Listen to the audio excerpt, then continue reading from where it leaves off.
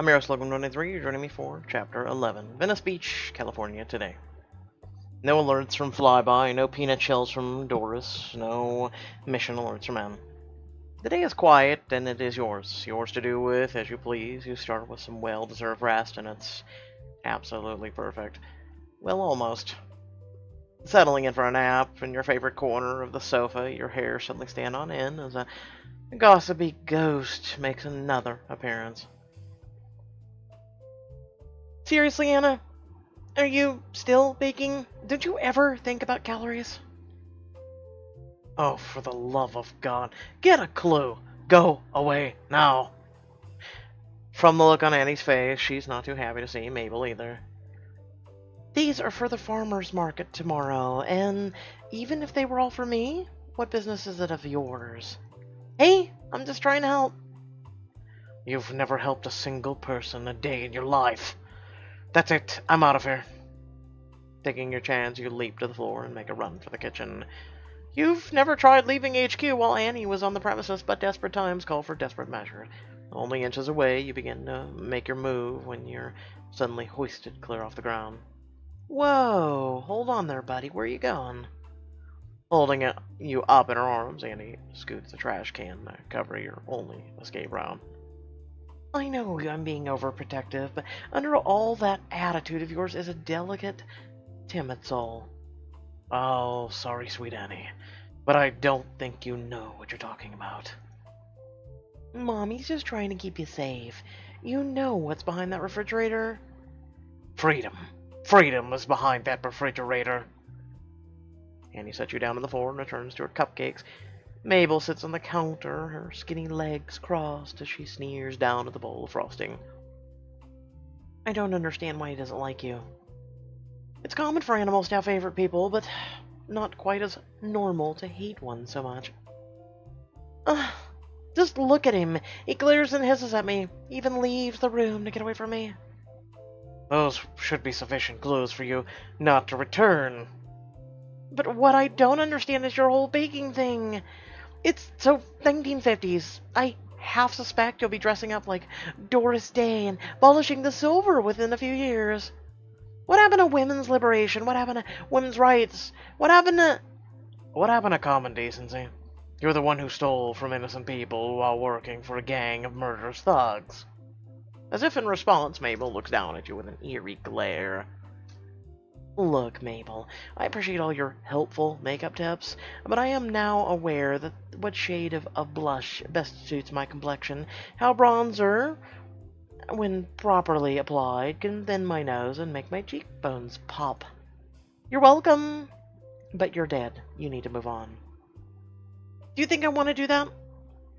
Do you think I want to stay in this hovel forever?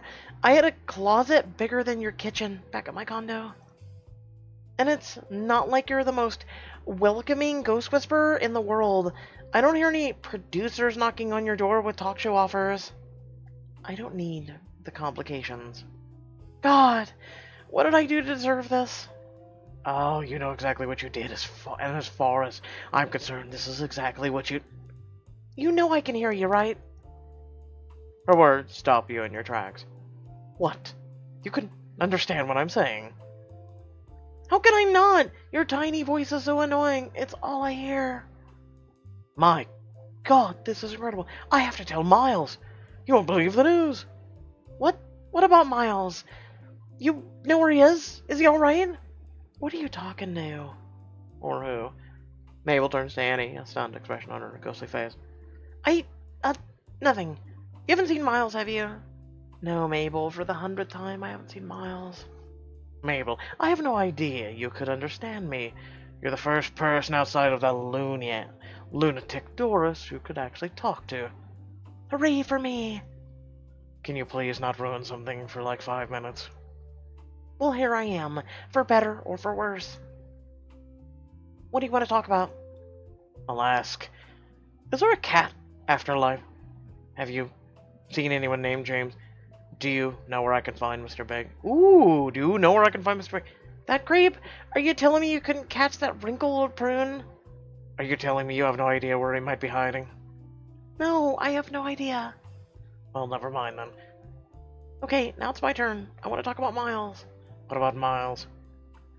Do you know what happened to him? Is he okay? He's fine. More than fine. Thanks to you, he almost died, and I lost my beautiful bowl.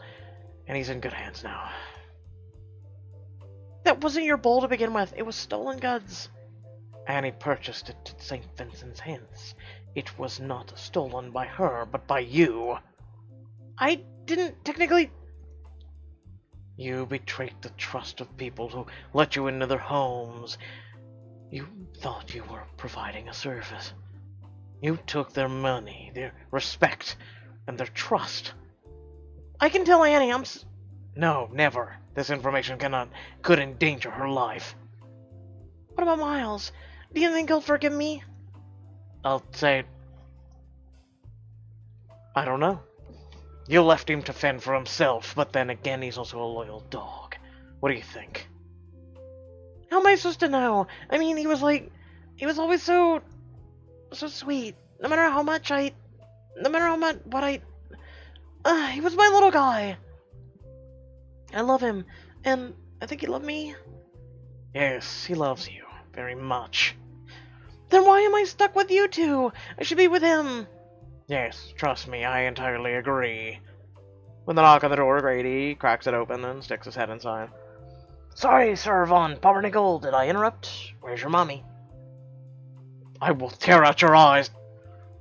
Annie, Diddy's staring at me again. I'll still tear out your eyes. I'm in here, please save me. Is there a problem? Yes, stress of a ghostly nature. Well, Dr. Grady brought the remedy, the perfect cocktail to go with the perfect cupcakes. Now that you mention it, I am feeling a bit feverish. You and Mabel roll your eyes in unison as they giggle. This is getting weird. There's plenty more of it that, if you stick around, but I'm not. With that, you casually begin to saunter out of the kitchen. Where are you going? A quiet, dark place where I can escape these shenanigans. Wait, I need your help. What could you possibly need from me? I don't know. I guess there's a few things. So, do I, just ask Annie to help me go into the light? Ah. How should I know? That's Annie's side of things. But I suppose a polite please couldn't hurt. And Miles? How are you gonna find him? I have my ways, Mabel. Now, if you could please go haunt someone else. No! I need to know he's safe. I need to know. Yes, Mabel. Then I'm sorry. I'm sorry I let this happen. I should be with him, and now I can't, and it's all my fault. Please tell him I love him, and I miss him, and he was the best dog in the world. And I'm sorry. For the first time, you actually sense some sincerity in Mabel's voice. Okay. I promise, Mabel, I'll get to the message to Miles. Who knows, maybe I'll be able to deliver it in person. And what about me? What about you? Don't you think you owe me an apology? For what? For what? You stole my bowl. You set all this into motion. I almost died 9 times over. Tell me that you're sorry. Okay, yes. I'm sorry, okay? I stole your bowl. And I'm so sorry I got you involved in an international cartel that almost got you killed. You don't sound very convincing. Well, it's not like I had much of a choice. What about Annie? She thinks she lost the bowl. She's been torturing herself over it for days. She said I can't apologize to her. Or you said. You can't. But do you for at least feel sorry for hurting her? I do. Yes. Okay, I'll get your message to Miles. You're lucky I've grown a begrudgingly respect for that canine. Suddenly you know something else caught Mabel's attention. You try to follow her gaze, but you can't quite spot what she's looking at. Do you see that? See what? See what? She wants the mirror hanging next to the couch. The overhead light begins to glow, and goosebumps rise into your fur. This is it. I think it's finally time for Mabel. I have to... Ignore it. Why am I gonna spend diamonds to help her pass? Do what you wish. I wash my paws of the situation. With that, you saunter away from the mirror, leaving Mabel there to decide for herself. After a moment of silence and consideration, she takes a cautionary step towards the mirror. Good, she chose wisely. So long, Mabel. The bulbs from the overhead lights grow brighter and brighter until pop! Each of them explodes, sending a glass shard flying to the floor when Mabel nowhere to be found. Finally. Yikes. Theodore, are you alright? Nobody move, I'll call... Oh wait, I'm the apartment manager. I have to replace that old thing. What's happening here? Mirror, mirror by the table, just passed on the ghost of Mabel. Wow, did Theodore do this? Dear God, you're absolutely useless, Grady. Grady, he can't reach the mirror or the lights. He also can't talk to people, which means he certainly can't talk to ghosts. I hate to disagree with you again, sweet Annie. Wait, did she finally go into the light? Yes, finally. Quite literally. Two friends exchange an enthusiastic high five before Grady kneels down to your level. High paw theater? Really? Ah, fine, what's the harm?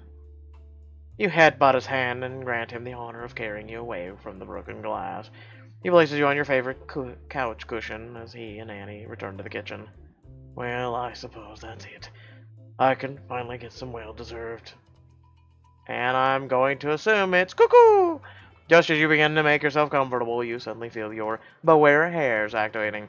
It's an incoming transmission. Annie and Grady sound like they're occupied for some time. Slinking down to the floor, you find a secluded spot and answer the call. There's no answer or voice on the other side, only a series of numbers through Morse code. 52, 24, 48, 13, 5. The coordinates. Somewhere in Europe. Eastern Bloc. My God, it's coming from the Bridge of Spies. Can it be? It's not possible, and yet... 27 diamonds! God damn it, fine, we'll go. I have to know for sure. I have to answer the call. Warning. Top secret. The transmission you are about to read is classified and contains privileged information. If you have stumbled across this recording by accident, you are urged to set down this device and walk away. Should you choose to continue, understand that you do so at your own peril. Please respect the secrecy and discretion of the agents and innocent citizens involved.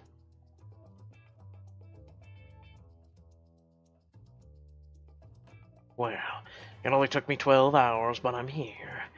I hope my cover lasts long enough for me to get back. That fake radio contest vacation from the VIP sent Annie and her boyfriend on was a stroke of genius, but then again I'd expect nothing less. You stare out across the infamous bridge, struggling to see through the thick haze. These are the exact coordinates that were sent to me, but no one's here. Could it be a trap? An unsanctioned hit? Suddenly you hear the subtle sound of footsteps approaching through the fog. Who's there? Identify yourself. You call out through the mist, your voice echoing across the long, dark bridge. Why did you send me here? What do you want? You answer, the footsteps simply getting louder as they approach closer and closer. Final warning. You aim your pistol ready for anything. Finally, a face appears out of the mist. You can't believe your eyes. Hello, old friend. It's good to see you again. James, is that... You're alive? I certainly hope so. Death didn't suit me quite as much as I hoped. How'd you survive the fire? I'm not sure you'd believe me if I told you. James, I don't know what to say. Then don't. What matters is you're here now, and we have work to do. We do? Indeed, retirement was nice for a time, but there's nothing quite like being in the field. Wouldn't you agree? Oh, yes, of course. Sorry, I think I'm still in shock. Well, you'll have plenty of time to get your bearings on the way to Vienna. Vienna? What's in Vienna? With that, James tosses a sealed envelope on the ground in front of you, the word classified stamped across it. Our mission, if you choose to accept it. You pick up the envelope, absolutely speechless. What do you say, old friend? You can feel the need for adventure bubbling up inside you. This is what you were meant to do.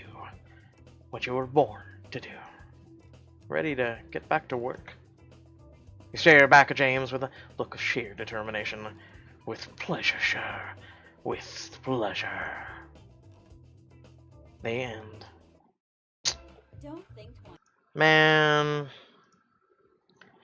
Like I said, I love the shit out of this book.